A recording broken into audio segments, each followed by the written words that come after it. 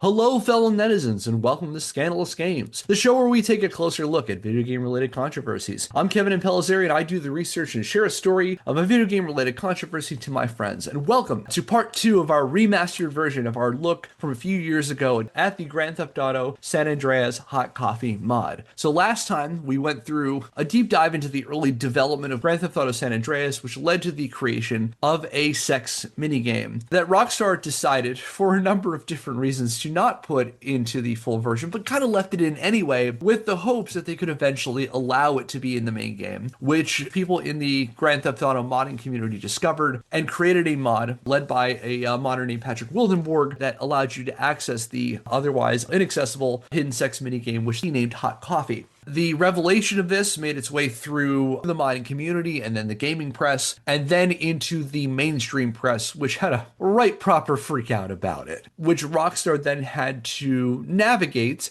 And as we saw, didn't necessarily navigate it terribly well. And so what we're going to do now is in this episode is we're going to look a little bit more into how people were able to access the Hot Coffee mod and also what was the larger fallout and ramifications of this hidden sex minigame that came to light. And so with that, the thrilling conclusion of our remastered version of the Grand Theft Auto San Andreas Hot Coffee mod. The game has porn in it. There's porn in the game.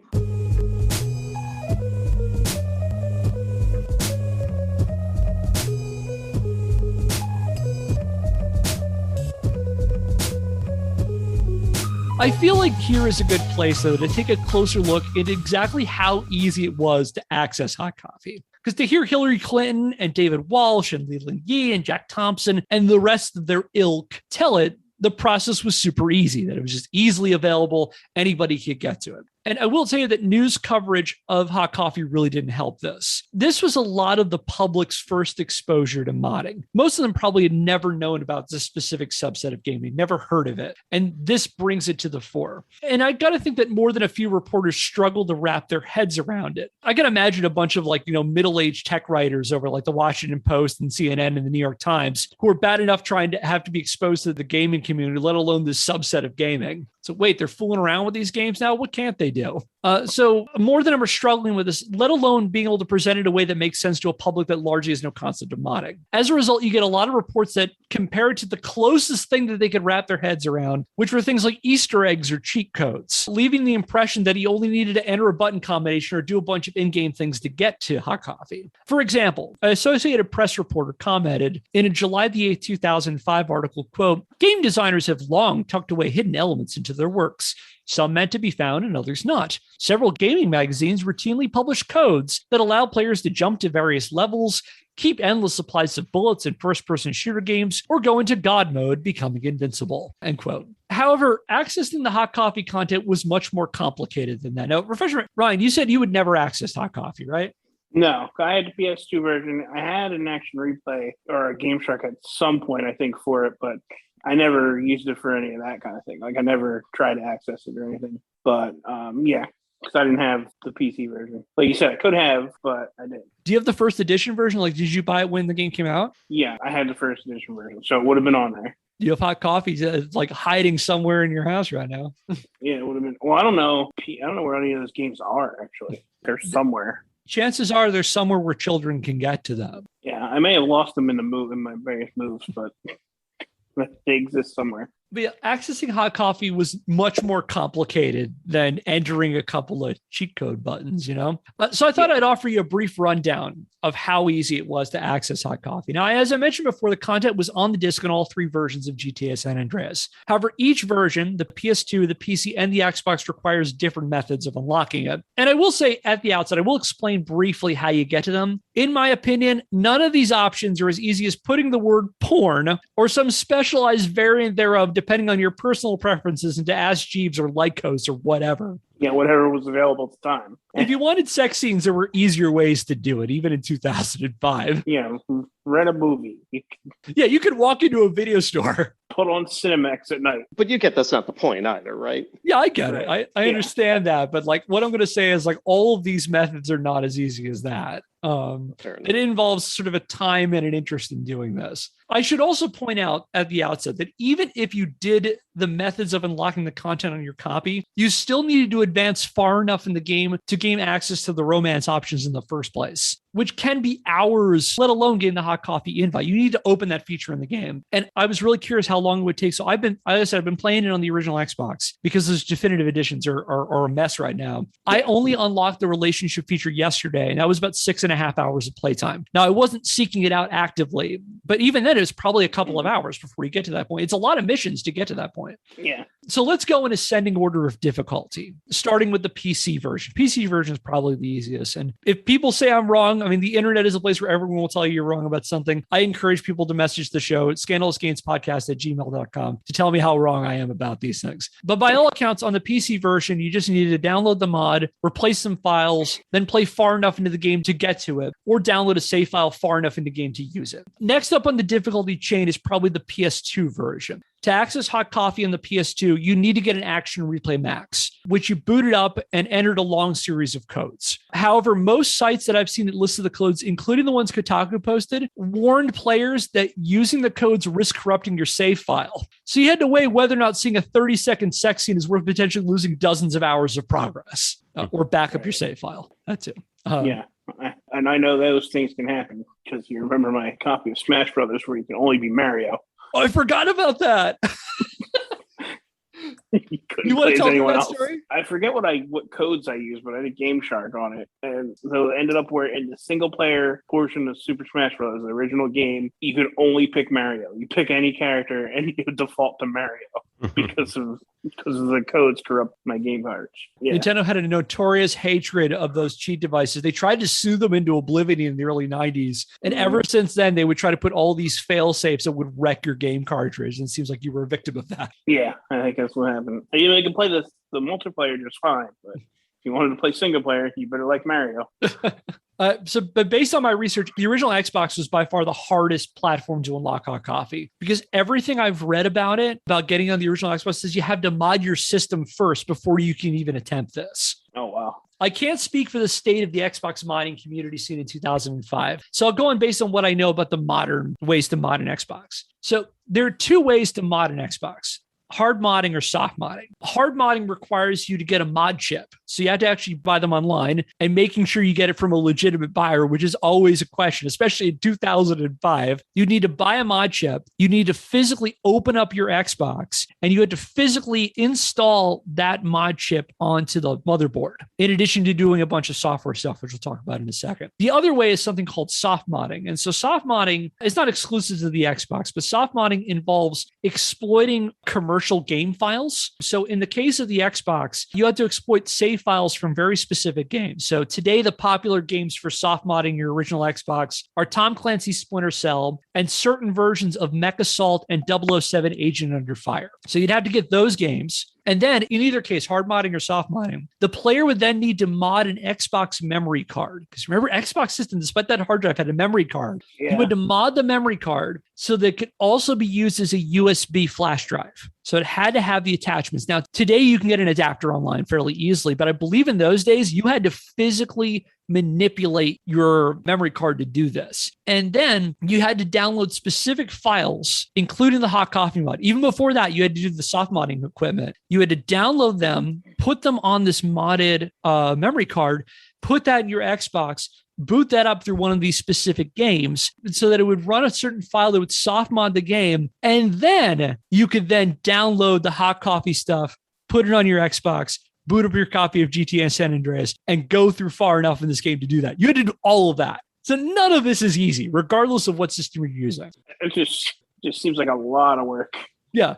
All of this to say is that while it is doable on all systems, it is complicated and time consuming and can either risk ruining your save file or, in the case of hard modding your Xbox, physically ruining your system. It took a few weeks for Rockstar to finally roll out the new copies of GTA San Andreas. The patch for the PC version released on August the 12th through the website nomorehotcoffee.com. And I love the name. And new versions of the PS2 and Xbox versions returned to store shelves in October.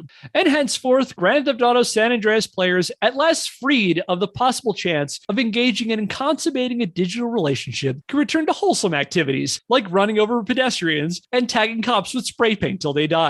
That's been a personal favorite of pastime of mine. Oh, yeah, I remember that. I remember you could do that. By this time, the media frenzy had largely died down, and many of video games' rogues gallery had moved on to other fights. Even Jack Thompson had moved on by then. Fall 2005 was a busy time for old Jack. Thompson had to prepare for his wrongful death lawsuit against Rockstar and Take-Two because he claimed Grand Theft Auto was responsible for the deaths of 3 police officers in Fayette, Alabama, a case he would eventually get kicked off for sending daily harassing messages to his opposing counsel. He was also busy commissioning a video game in which all of his personal enemies were brutally killed. For both those and more, see our 2-part series on Jack Thompson. However, this didn't mean Rockstar or Take-Two were completely out of the woods over Hot Coffee, and the company spent years managing the fallout. For example, several state and federal lawmakers used Hot Coffee as a pretense for more laws regulating the ESRB and the games industry. On September the 14th, 2005, a bill banning the sale or rental of, quote, ultra-violent explicit games, end quote, to minors passed in Michigan. From our Brown v. EMA episode, that was punishable by fines and possible prison time. By the way, Leland Yee's bill passed in California, signed into law by then Governor Arnold Schwarzenegger on October the 7th, 2005. Both would eventually... Anybody going to do it? Go for it. Anybody? Oh, no, Ryan, you try it. Yeah, I signed in the bill. I don't know. It was not very good. The game has porn in it. There's porn in the game. I am the Governator. I am going to blow up all the porn and then go to the theater and watch Terminator 3 Rise of the Machine. Much better. Making big changes in Sacramento. Mine was worse. That was worse. We're all horrible. Please just cut this. It's all going out. And so I don't want Arnold to beat me up. Both of these laws would eventually be thrown out in the courts for violating free speech, with the California law eventually making it all the way to the U.S. Supreme Court. And for more on that, see our Brown v. EMA episode. There were also at least 2 attempts to regulate video games on the federal level. On December the 16th, 2005, Hillary Clinton, Joe Lieberman, and several other members of Congress introduced the Family Entertainment Protection Act, a bill that made it illegal to sell or rent any M, AO, or unrated game to minors, with violators subject to fines and or community service. The bill also gave the Federal Trade Commission enforcement power over the ESRB, subjecting the ratings board to annual reviews. It also allowed people to independently file complaints against video games they felt were improperly rated, a system that people like Jack Thompson would definitely never abuse. This one ended up dying in committee. Speaking of the Federal Trade Commission, in response to pressure from lawmakers, on July the 25th, 2005, the Federal Trade Commission opened an investigation into whether Rockstar and Take-Two had misled customers. About a year later, on July the 8th, 2006, Take-Two reached a settlement with the Federal Trade Commission. The commission issued no penalties, made no accusations of wrongdoing. However, it advised Take-Two to ensure its content was transparent in the future under a penalty of $11,000 per incident. So this is pretty much a slap on the wrist. I think the FTC realized that this wasn't intentional either. On September the 26th, 2006, we're not done with the laws about this one. U.S. Senator Sam Brownback, a Republican from Kansas, introduced the Truth in Video Game Rating Act, which barred the ESRB from rating a game unless raters had carefully examined all of a game's content, including all of its hidden code. That'll get you. Brownback's laughably impractical bill failed so hard it didn't even make it to committee. That's so much more work for the reviewers. Exactly. I highly doubt the reviewers are computer programmers. Yeah, and think about how these things are making it to the review board. Rockstar Games is behind schedule. They're trying to make the holiday sales push. They get it to the ESRB at the 11th hour. And please, can you do us a solid and review this game in 45 minutes?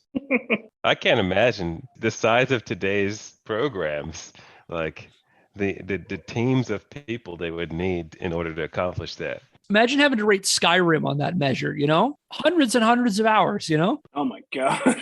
Fallout 4, any of those kind of games. Yeah, there's no way this would work. And people at the time pointed out that this was a dumb idea. Maybe against all odds, maybe people in Congress laughed him off the floor when he introduced it, because this one wasn't even referred to committee. Usually they get that. However, it's likely that folks at Rockstar and Take-Two had more important things to worry about than these kinds of laws, which the ESA was fighting in the courts and things like that, and a lot of these didn't go very far. They had other problems to worry about. On the one hand, Hot Coffee turned out to be pretty expensive for parent company Take-Two. During a quarterly earnings report on September the 7th, 2005, Take-Two announced it had set aside $33 million to handle the recall. We'll talk about in a minute exactly how much it cost, but they put aside $33 million just to handle this whole process of getting the games back and redistributing them back to retailers. Do you know at this point how much revenue they had pulled in from the game? Not off the top of my head. Let's see. By the end of 2004, when it first released, it was about $5 million. And I believe it was like between, again, I'm not going to put this in there because I can't remember the exact number. I think it was like $20 million. It was really profitable. They were making gobs of money off this.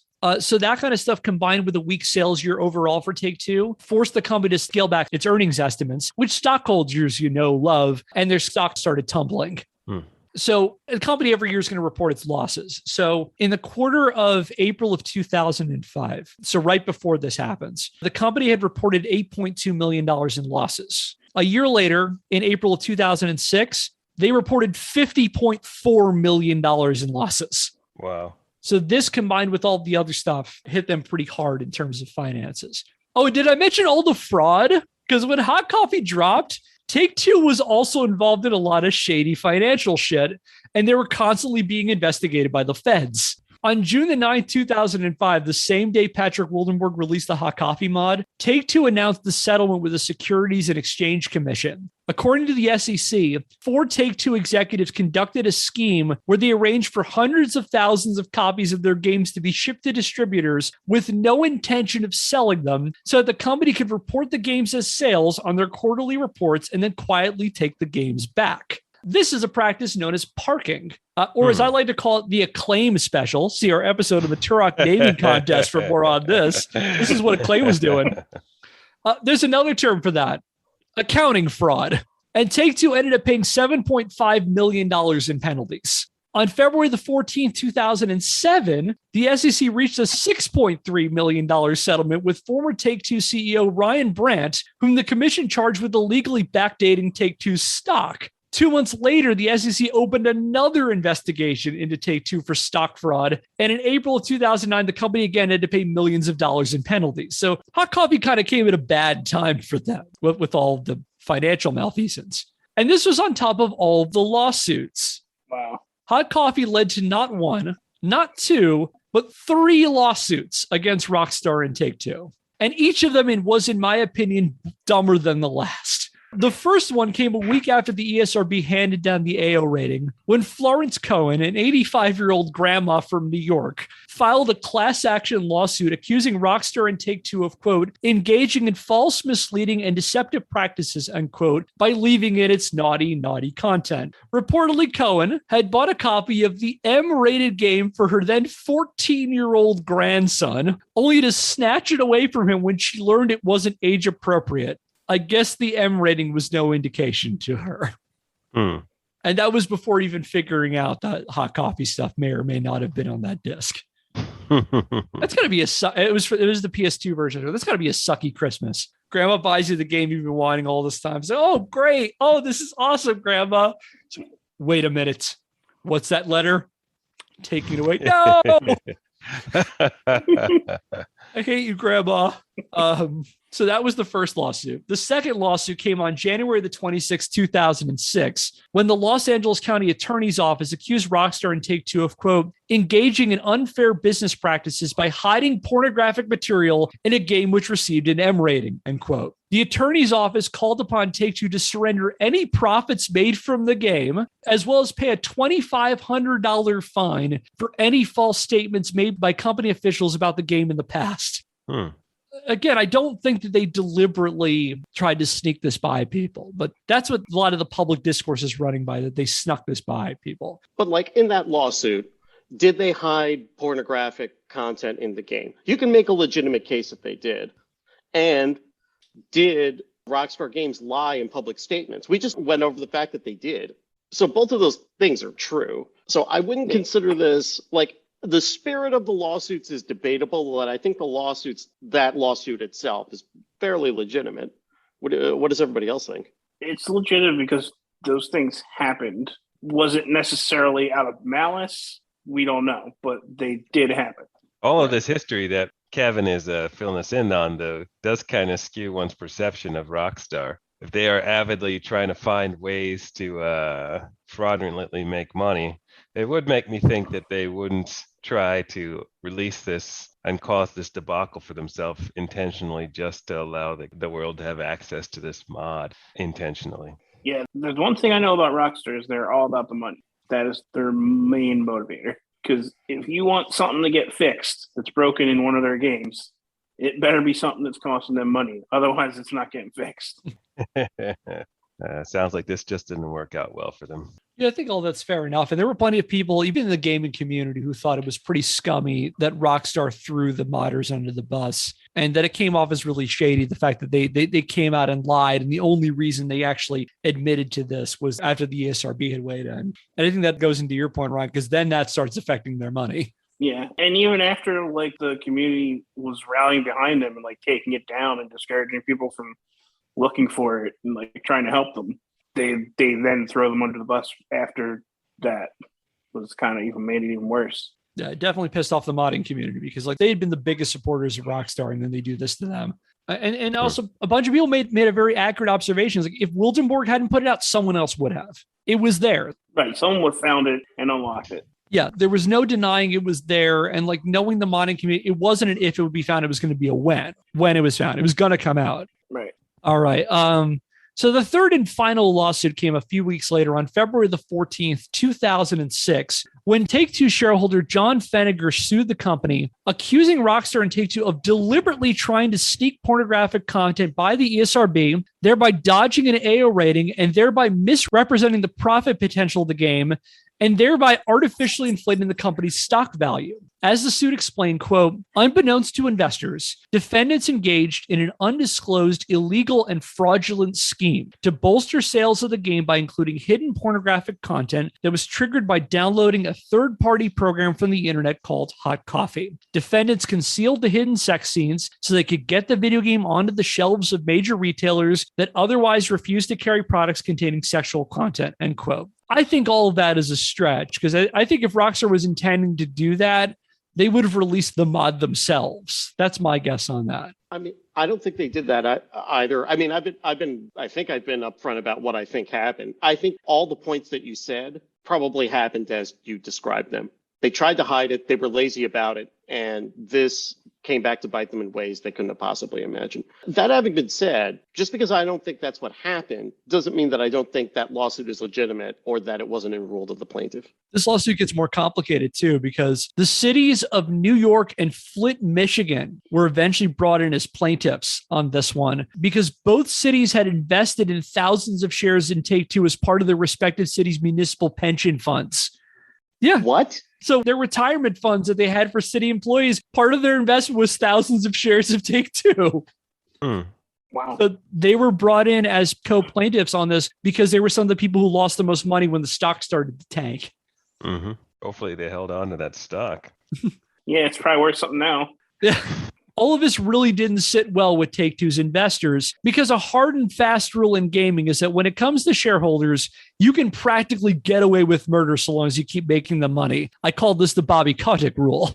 On March the 28th, 2007, during Take-Two's annual shareholders meeting, a group of shareholders ousted 5 of the 6 members of Take-Two's board of directors, including their CEO, Paul Eibler, citing Hot Coffee, gross mismanagement, and the SEC and Federal Trade Commission investigations as one of several reasons why they felt they shouldn't be in charge anymore. So you're asking if people saw consequences from this? Those are where they happened, was when it involved their money. As far as I know, and I need to go back because I'm a hack and a fraud, I didn't double check how things happen in terms of the personnel at Rockstar. But my understanding is all the major players, guys like Sam Houser, they kept their jobs. All the major people involved in this stayed in place. I may make an addendum after I edit this. No, he was the guy that had the note on the chronic masturbator that said, "This must remain in." Right? Yes. Yeah, that was Sam him. Houser's red line was the masturbation. Had to be in there.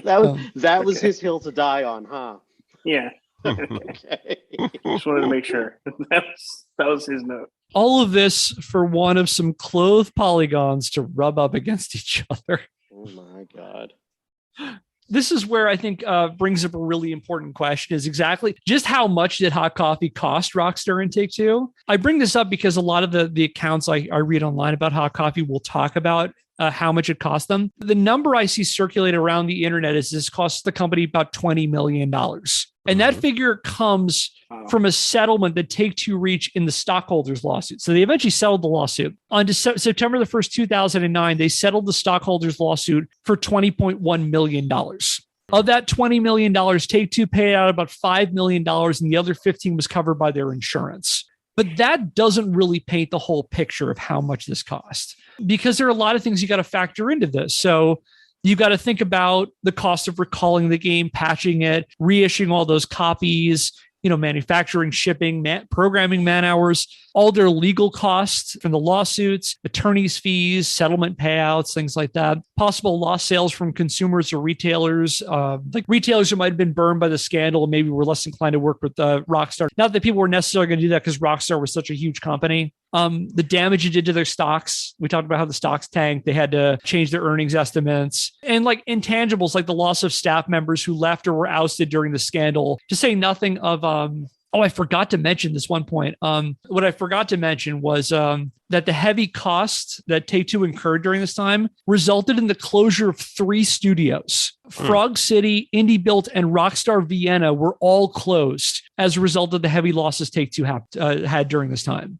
So in terms of the cost, you've got to think about things like man hours and the fact that Take-Two closed 3 studios because of this. Not all of that was Hot Coffee, but Hot Coffee was a significant factor contributing to that. So I mentioned that the $20 million figure comes from one of the lawsuits. Why don't we talk about the other ones? Now, I don't have much evidence of what happened with the Los Angeles Attorney's Office lawsuit. I haven't been able to find stuff. If people have found stuff that they can send to me, scandalousgamespodcast@gmail.com. But I do have information on Florence Cohen's lawsuits, or 85-year-old grandma who courageously snatched away that Christmas present from her grandson and then proceeded to sue Rockstar. On January the 28th, 2008, Take-Two settled this class action lawsuit. But there's a catch in this one. People who felt that they were affected by Hot Coffee had to file individual claims with Take-Two. So they would go to a website and they had to fill out a form that said, okay, I bought this game. I felt personally impacted by this content and I would like compensation. They had a scale by which they would do this. So if you had proof of purchase, so you had a receipt that you bought the game during these time periods that the Hot Coffee thing happened. So it's pretty much when the PS2 version came up until basically the ESRB re-rates it, you were entitled to a whole $35. And you had to sign an affidavit basically said that you bought this game and you were offended by it. If you could provide no proof that you own the game or purchased the game, but you felt offended by it, you were entitled to 5 big ones. Ooh. $5. I take that $5. That people had to go on. It's almost like those like mesothelioma ads you see on daytime television. So if you were offended by hidden pornographic content in Grand Theft Auto San Andreas, you might be entitled to compensation. I might have been offended. I don't know. I'll have to rethink it. They had a certain window in which to do it. Do you want to guess how much money Take-Two actually paid out for this lawsuit to individuals? So the people who had to file those paperwork. To individuals. 20,000. Let's see. I'm going to go with 50,000. What do you think, Phil? 2 million? Elford's the closest. They paid out about $27,000. Wow. Because what you're talking about is like people actually have to get up and do something to get this money. That's true. That's true. You have to actually work. You do some work to get it. There was that. It's like when you had to put out a warranty or a rebate. You'll find all sorts of reasons to not do it. That's why they do rebates. They do rebates because people don't send them in. So yeah, some people did it because of that. Some people did it out of solidarity for Rockstar. They're like, we weren't offended by this. This is nonsense. So yeah, only about $27,000. So apparently this was on top of about $2.9 million in legal fees and charitable donations that Take-Two had to reportedly pay to help make the suit go away. I'm going to assume that again, not knowing, I assume they probably settled at some point with the attorney's office, or maybe a judge threw it out. I don't know what happened with that. As for the cost of recalling, patching, and sending out the new Hot Coffee free versions of GTA, like I mentioned a few minutes ago, Take-Two set aside about $33 million to handle that. And according to a 2006 report, the recall ended up costing them about $24.5 million, that part of it. So those are some of the more concrete costs we know about. So the $20 million settlement with the one shareholder lawsuit, we'll say the roughly like $2 to $3 million for the class action suit. There's $24.5 million for the recall. There are other costs that are a lot less clean cut. You got to think like the hits they took in stocks. How much of that would have been impacted were Hot Coffee not happened? Like how much of that was just Hot Coffee when they were mired in fraud investigations, you know? What other factors influenced the heavy losses? What other games were underperforming? Because one of those that would other games weren't selling as well. And like GTA was their big cash cow. How much would investors have put up if it was just Hot Coffee and not all those other things? Like, we'll never know. We'll absolutely never know. Another thing is, how much did Take-Two need to pay out in severance packages to guys like Paul Eibler and the rest of the board of directors when they get ousted? Because, you know, they got to have their golden parachutes. Right. Now, when all this went down, July the 22nd, 2005, GameSpot report speculated the potential, just the lost revenue on retail sales after recalling and reissuing new copies. They estimate that would cost about $50 million. I think with all these other things, it probably cost them a lot more than that overall. And all for want of killing people with dildos and chronic masturbation. Yes.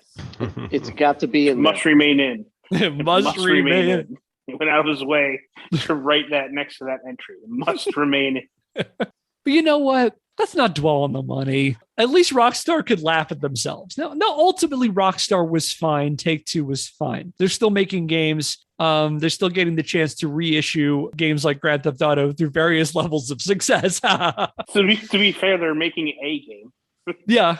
They're not making games for, they're making a game repeatedly. But at least Rockstar could laugh at themselves. Let's fast forward to 2008. With their follow-up game to San Andreas, Grand Theft Auto 4 released for the PS3, the Xbox, and the PC. Like his predecessor CJ, main character Nico Bellic, or better known as Cousin, Nico Bellic could also romance potential girlfriends, who after a successful date can invite him up for coffee. Like the patch San Andreas, the player is only treated to a street view and some suggestive moans. However, the first time this happens in the game, the player earns an achievement, cheekily named Warm Coffee. Hot coffee. Warm coffee. Warm coffee.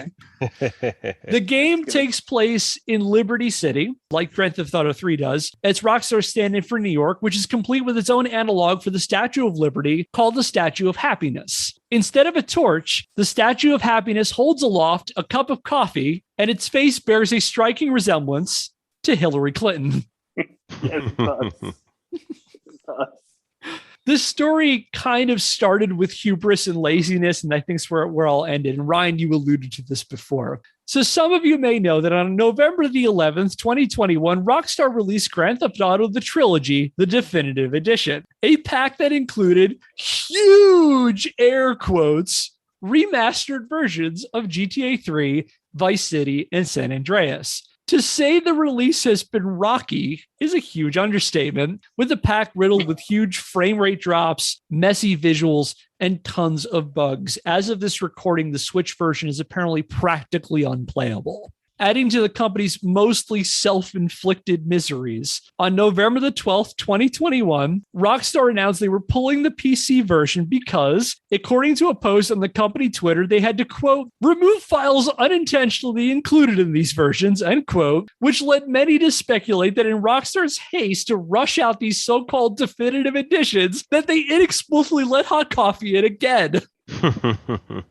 And they did. On November, I do have some closure for this, Ryan, though. Okay. On November the 13th, 2021, data miners reported that there were references to Hot Coffee left in the code of the definitive edition. However, the nude sprites and sex animations were no longer there. So at least we had that. So they did what was suggested earlier, I guess, and just removed the content that the code was referencing, so you couldn't actually see it. 16 years later. They finally did what they should have done in the beginning. So yeah, with that, I'll give a bonus one. I may not keep this in there, but I think it's kind of fun because I was thinking of a couple of different ways to end our story. That was the most appropriate one because this came out while I was doing the research, but I'll add you a bonus one. Yeah. There was one other fun lawsuit involving Take-Two and Grand Theft Auto San Andreas, which happened in 2010. In 2010, Michael Shag Washington of Cypress Hill sued Take-Two, claiming that GTA San Andreas protagonist Carl C.J. Johnson was modeled after him. Washington claimed the game company used his likeness without his permission and attempted to sue for 25% of the game's profits, which was approximately $250 million. This game made $1 billion? I guess so. Wow. It made gobs of money. GTA 5 was made like the most amount of any entertainment product ever, including movies. Yeah, Rockstar's games have been extremely successful. Here's my favorite part. This is the reason why he sues. In his suit, Washington commented how he found out about his likeness when his nephew told him about the game, causing him to recall a conversation he had had with Take-Two representatives prior to the game's release. That conversation was probably because there was the Cypress Hill song in Grand Theft Auto San Andreas. Right. However, in November 2012, an appeals judge threw out the case, arguing Washington had no proof CJ was based on him. Hey, that guy looks kind of like me. And you can make him look like different ways too. It's not like he's. Yeah, I look like all of those things. When he's jacked, yeah, that's me. That's especially me. Yeah. Oh, he's eating a lot. Yeah, that's me too. Yeah. Sometimes I do that. It's definitely me. So let's wrap this thing up. Final thoughts on Grand Theft Auto Hot Coffee.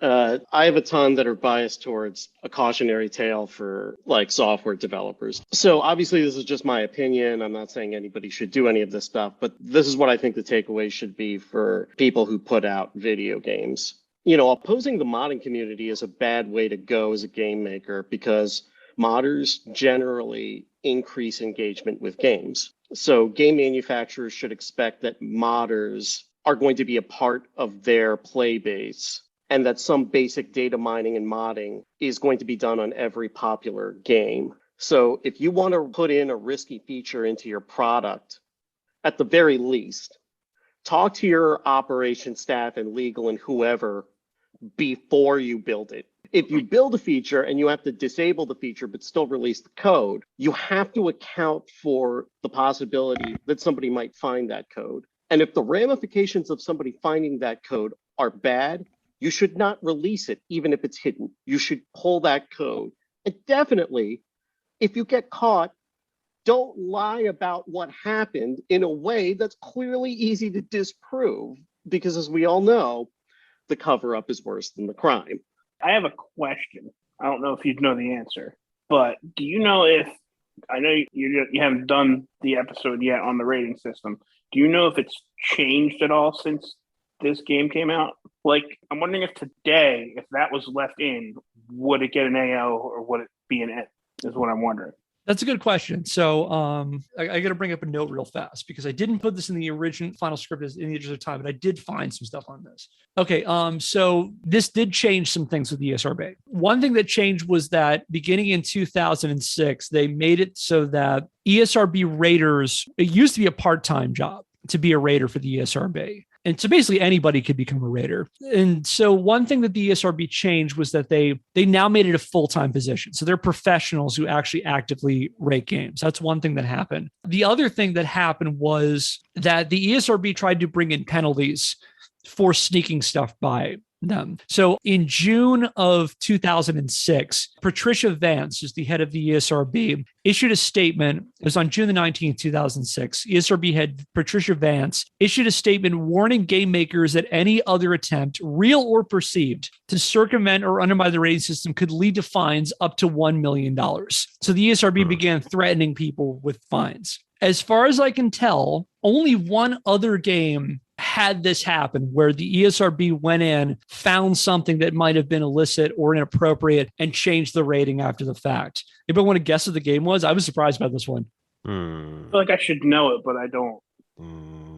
Manhunt. Oh, we'll get to Manhunt one day. Believe me, we'll get to Manhunt. No, it wasn't Manhunt. It was, anyone else want to guess? I don't know. Cyberpunk?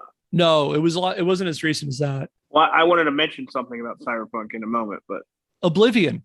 Oh, Really? The Elder Scrolls. Wow. On the Elder Scrolls 4 Oblivion, after they re-rated, there was kind of like people started looking a lot more carefully into the content of various games. And on May the 3rd, 2006, the ESRB announced it was re-rating Oblivion from T to M as the ESRB reassessed the game's violence and also uncovered a sprite of a topless woman that was left in the code. And so under fear that could be accessed by modders, they changed that rating from a T to an M. So it's a great. I'm really, really glad you asked that, Ryan, because I was hoping to cover that. So there were some changes to the ESRB after this. My question was because I don't know if you've played it, but it's also a game that's no stranger to controversies. But Cyberpunk has a lot of stuff in it that seems like it's much worse than this Hot Coffee. It's just part of the storyline, and it's not like it's side missions. It's like main story stuff where there's like full-on first-person sex scenes in the game content, and it's rated M. It's not an AOA game, so that's why I'm just wondering if any of that's changed. Like, I feel like if none of this happened and that game were to come out today with that Hot Coffee as it was, I feel like it would have just been rated M. If they're rating Cyberpunk an M rating. I think you're talking about like both what's the ERB is doing, but also like the grand scheme of how we're viewing video games in general, right? Because 20 years ago when grandma went to the video game store and she bought the rated M game and gave it to the 7-year-old kid, right? She's upset. And we're asking, the game is rated M. Why did you get it for the kid? But nowadays, when you have a 40-year-old man playing video games, right. I think rated M, this is for me, this is not for my children, right? And so for me, I don't mind if it has reality in it because I'm an adult, right? Right. Maybe they should clarify by making a new rating called "This is only for adults." Yeah. Well, I mean, they could just leave the ratings as they are, just not put such a stigma on the AO one where no one sells it. You know what I mean? Like, and then they can just make whatever games they want to make and sell them. That's interesting. And also like something that's educational for me, like as many as 15 years ago, the rating system meant if this game has an M on it, only bad parents buy these games for their kids.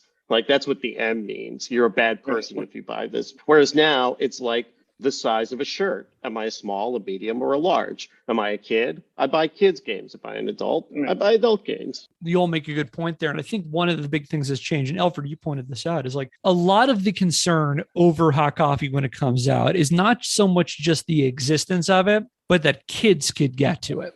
That's a lot of the rhetoric, is that this is easily accessible to children. My children are going to see it. Your children are going to see it, things like that. Because I feel like that comes out. Grand Theft Auto is a series that comes out. It really is at a formative period in the identity of gaming in the public, because like a lot of the perception is still that games are for children. And that's a lot of where the message of people like Jack Thompson and Lee and Hillary Clinton are coming from. These are things that could be potentially dangerous to kids. They're not thinking about adult players. Adult players don't factor into it. And I think what's changed now is that we've talked about this on the show before. And Phil, you've very eloquently put this in the past, of the gaming is ubiquitous now. It's part of the monoculture. Like people from young children to middle-aged people are playing games now. And I think that there's an acknowledgement that the medium in that respect has grown up. It's established. It's not going anywhere. And that there are adults who play it. And I think that a lot of what the industry was grappling with when it was coming to things like laws banning access to games and stuff was the relationship of adults to gaming. And Grand Theft Auto in general had kind of pushed a lot of those envelopes to see, we're going to do more violent, we're going to do more sexual content. And you could see where like guys like Sam Houser says, like, this is not for kids. This is an adult game. I mean, like, you're not thinking of like, let's as a counterexample, like Scarface, the movie, not the video game, because it was a video game with that. Like, I feel like that you could not make the argument now that we need to limit that we need to make some kind of restriction on Scarface because kids might see it. Like if you go into a Best Buy and you buy a DVD of like an M-rated or like an R-rated movie or an unrated film, that you don't see that kind of moral panic where it came to video games. And I think a lot of that is that stigma about what they were. And some of that doesn't help it. Like they were associated with being not just frivolous, but also just something that children did. And I think that's what changed. And I think you're right, Ryan. I think that if they were going to put something like that now, then that wouldn't be that big of a deal because they understand that there's a market for adults. And I also appreciate your point, Ryan, and I think you made this, but Phil, I don't see a reason why there couldn't be more AO games and there couldn't be more games that are specifically for those kinds of audiences. And I will say this is going to something we're going to tackle in a future episode, but like I think that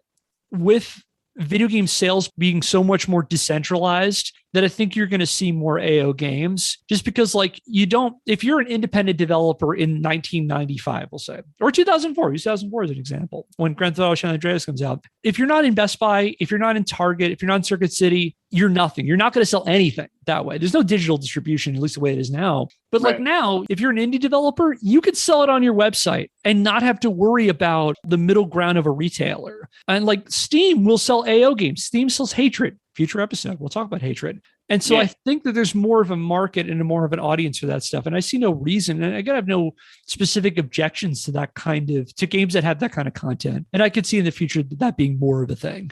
Mm-hmm. Yeah, I mean, as far as I'm concerned, as long as nobody's getting exploited or hurt, make whatever sort of content you want. Agreed. Agreed. If you look at it on the time scale, I believe you said 2002 just came out. Is that right? It originally comes out in 2004 and the mod comes out in 2005. 2004. Sopranos comes out in 1999 and it runs for 6 years. So it's overlapping Sopranos, which was one of the most popular television programs at the time that really blew up what people wanted. People were watching Sopranos. The Sopranos were everywhere. It was just a hugely popular show. And Grand Theft Autos, in some ways, is the Sopranos story. And it's what these guys are doing. It's some way you're part of the counterculture. Some of them are mobsters. I played GTA 3, GTA 4, GTA 5. I haven't played San Andreas or Vice City, but there's the mob. There's all that stuff. It's all there. It's just a different medium, and that's what we're talking about. Well, like speaking of media, I mean, The Sopranos was on HBO, right? Mm-hmm. Right, and it's rated TVMA. Exactly. So that's already. Like, I think there's more of a societal understanding of how HBO is not for kids and less of an understanding that not every video game is for children. Even in high school, though, you could go over to the one friend's house where you could watch HBO. And it's up to the parents. That was my house. I was that house. Yeah, and I think that's why it's different now, because there's more, like we were saying, there's more of an understanding that not all games are for kids. Whereas then you were just starting to get these sort of titles, and that grandma who bought the game only knew of video games as a kid's thing. So why would this game not be for my grandson? Despite what it says on the box, he should be able to play it. There shouldn't be anything questionable in there, even though he shouldn't by rating be playing it. Nowadays they would know because it's more of those titles. I mean, most of the ones I see, I guess just because what I play, most of them are rated M. Like I don't really have many that aren't. It gives Rockstar some credit, despite their shenanigans and their fraud, etc. I have known them to have produced really excellent games and really push the bar on what we could do with video games, and they've done it in different ways. And so I remain appreciative of what they've done. Yeah, storytelling alone of some of the games they put out, like GTA 5 story, is it's like a movie. It's a movie that you play. Red Dead 2. It's a cowboy western movie that you play through. They're both really done well. They know how to do that really well. Yeah, I think ultimately we're seeing, again, this is that transitionary period for gaming when they're not quite grown up yet, but they're starting to get in that direction, and that causes anxiety. It's the same kinds of things that are causing concerns that are saying for lawmakers that we need to regulate video games and things like that. And like, it's a formative period, and it's like I joked before that Grand Theft Auto crawled so that Saints Row could walk. Yeah, and like it created an environment where games could eventually be to the point where they could push these kinds of boundaries for sexuality. And that's the thing we haven't really talked about too much, is that a lot of that's concerned because of America's general squeamishness with sex. That's tying into all of it too, on top of the fact that it's it's what all the video games, it's America's cultural hangups with sex too. Right. They like their violence, but they don't like their sex. Yeah. You can have a man chopped in half. I kind of wonder if there's a little story behind here, like coming to understand what Phil was saying about the development aspect. When I look at this company, I just see like one happy family. But if I kind of look at it like through the lens of what corporate management is today, where at the top executives of your company may have no idea what you do when you're the person that actually is doing the job. It does make kind of sense where you could have a CEO of a company who's just making these decisions, not realizing the steps that have to be taken. What I mean by that is, okay, we can't have this in there. Yeah, then it makes sense that he might say, you guys just need to get it out of there, but not give them enough time, because he has no idea the work that it would take to make that course change. 'Cause it's pretty common nowadays for high executives in companies to really have no idea what's going on with the people that actually do the work. Definitely makes sense in a situation where they're doing all this accounting shenanigans like you described. And as we know, Rockstar learned all of its lessons and never made any mistakes that pissed off the fan community or seemed like that they were cutting corners ever again. Yeah, I don't think that's possible. Me and a friend of mine have a saying whenever we're playing, because we play Grand Theft Auto and Red Dead 2 like all the time. And one of our sayings, whenever we come up with something that like, oh, you know, it'd be cool if they added this to the game. And then one of us will say, oh, no, they can't do that. And that might be fun. You can't have them do that. And I will say that I know when the definitive editions came out that, I mean, the definitive edition stuff was so weird because it was like, it came out of nowhere. And you probably followed this more than I did, Ryan, so you can correct me if I'm wrong. But it's like, it kind of came out of nowhere during the summer that they were thinking of doing this. Then they made like an official statement. And I remember thinking when they made the official statement, oh, maybe it'll come out like in sometime next year or something. Like they're teasing this now. It's like, nope, like 3 weeks from now it comes out. It's like, wait, what? Yeah, nobody asked for it, but here it is, and it's messed up.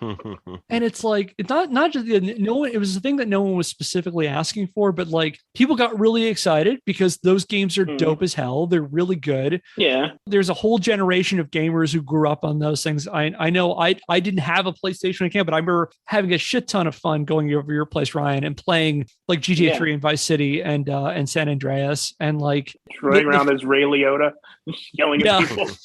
And so like they were a big deal. And it's like, it's just a shame the amount of disservice that they got for that. Like they were taken as an afterthought. And I get that Rockstar doesn't have the resources to like, no one was saying that they had to re-release remastered versions of increasingly big games. Like they could have done, like this year could have been GTA 3. I believe this is the 20th anniversary of GTA 3. That came out in 2001, I believe. They could have done one at a time and actually put effort into it. Like I watched it. I was one of the YouTube videos I watched on the subject. There was somebody said, I forget who it was now, but the way he put it was that the disappointment was amplified by the fact that Rockstar seemed to not have the reverence and respect for these games that the fan base has for them, for what they were.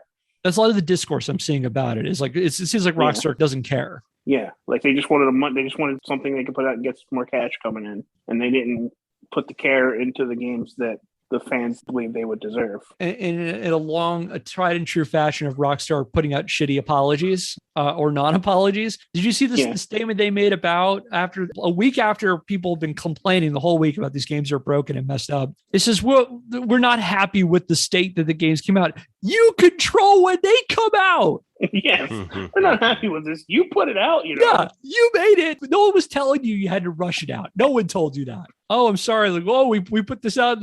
We were sorry that this game came out in such a broken state. Who put it out in that broken state? The hackers did. The hackers did it. Yeah. A determined group of hackers reappropriated our assets, and we're going to take some measures to make sure they can't do that anymore. Yeah, I think you should have at least 2 more episodes worth of content just on Rockstar stuff alone. Yeah, we may have to go back at some point to the definitive editions. I'm going to wait to see how that shakes out. But you can also do something called the Battle of Red Dead Online. That could be a thing. Now, there was that one point where everyone was dressing like clowns. Do you remember that? Do you remember hearing that? No, I didn't hear about this. It was at one point, Red Dead Online, there was a movement where everyone would dress their characters as clowns because they were like, oh, Rockstar must think we're all clowns because they won't do anything to fix this game. So everybody was just wearing outlandish clown cowboy outfits. I'll have to look into that. Because there was at one point where like you could literally not do anything in the game. Like there were no animals spawning, nothing spawned. Good You Lord. would see just wagons would go by with nobody operating them. You'd be like, what do I do? I still remember when all those hilarious bugs came out for the first Red Dead Redemption. And like, wasn't there that one where like there was one mission where it was an NPC who fused into a dog NPC and it was like a dog holding a shotgun? Yeah. There was one where it was like some donkey lady or something too, somewhere in Red Dead 1, I think. No, but this was just bad. It lasted a while where you couldn't do anything with the game. And they were like, oh, we're trying to fix it. They put out a thing like, hey, this week you can get, like, there's a thing in the game where you can, like, you hunt animals, you take them to your camp, and your guy at your camp makes them into goods, and you sell the goods to get money. Like that's one of the business opportunities you can do in the game. And it was like, oh, double money on that this week. I'm like, yeah, great. There's no animals to kill. Like, what do you want us to do? Can't do anything with it. It's like typical tone deaf response. Double money on this. Okay. Double money on double zeros. Nothing. Still, what's 2 times 0? And don't tell me it's 0. Even to this day, they're still like doing nothing with that game. Like we all have all this money and nothing to spend it on because they put no content into it. It's so dry, the content for that game. Is the modding scene good at least?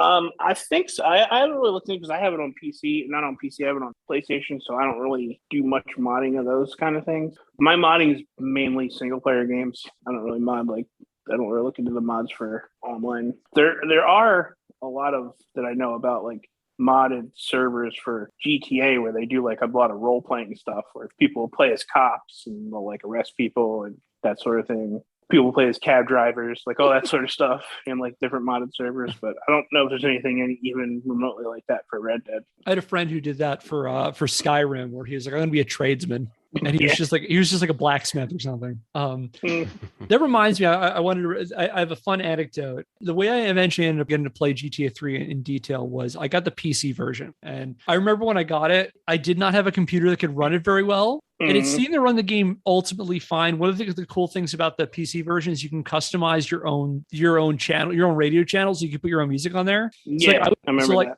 So I would put my old radio show when I was at Rutgers. I put that on there. See, you're in Liberty City on the radio. The darkest hour in Liberty City, yeah. But the funny thing about the version I have for the game is it ran it fine with one exception. It wouldn't tell you when cars were on fire. And if you play Grand Theft Auto, you know, if your car is on fire, it's going to explode and you're going to die. So I would need to get out. When I learned this is like all of a sudden my car just exploded out of nowhere. And so after that, I would get really, really paranoid. And sometimes I would just bail on a car that was fine because I'd have to listen to hear the flame sound bite because it wouldn't tell me if it was on fire or not. Wait, I hear flames. Get out. No, it's just a Burger King commercial. It's fine. Oh, I turned to the fire channel. Oh, it's all fire all the time station. And this is where we're going to wrap up this episode. I decided to take out the old outro just because it's kind of outdated now. But I hope you enjoyed this episode. I hope that you have a safe and happy holiday. And I hope you'll tune in when we resume episodes in the coming new year in 2026. We have lots more stories that I want to tell you. We have a lot of fun ones coming up in the docket. So thank you all. If this is your first time listening to us, if this is your, 100th time listening to us, if you've been a listener since the very, very beginning or just picked this up recently, thank you for going on this journey with us. And thank you so much for listening. I hope you learned a little bit more about video games along the way. And that will do it for today's episode of Scandalous Games. If you like what we're doing and want to help the show, subscribe or follow us wherever you get your podcasts and leave us a rating. If you want to learn more, check out our website, scandalousgamespodcast.wordpress.com, where I publish the show notes and the sources for every episode. Our theme music is Occam Sequi by Seek Knowledge via the Free Music Archive, used under a CC BY NCSA 3.0 US license. If you have a question, comment, or idea for a topic for a future episode, email us at scandalousgamespodcast@gmail.com. And until next time, I'm Kevin Impellizeri, and on behalf of Phil Thomas, Elford Stephens, and Ryan Weaver, thank you for the listening, and we'll see you next Scandal. Subscribe to Fat Roll Gaming on YouTube, and listen to So We Were Talking About Beast Wars wherever you get your podcasts, and happy 2026.